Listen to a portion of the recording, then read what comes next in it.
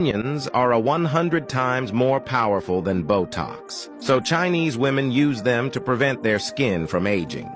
I'm about to reveal the recipe they use, so save this video so you don't lose it. Take a red onion, peel it, then grate it into a container. Put your grated onion in a cloth, then squeeze it to extract the juice.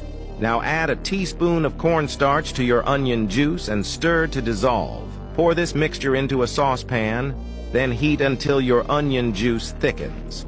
Put a tablespoon of this mixture in a bowl, then add a teaspoon of honey and a teaspoon of aloe vera gel. Mix these ingredients well and your anti-aging cream is ready. Apply it to the wrinkled areas of your skin and you'll be shocked at the results. If you've made it this far, comment on the city from which you saw this video.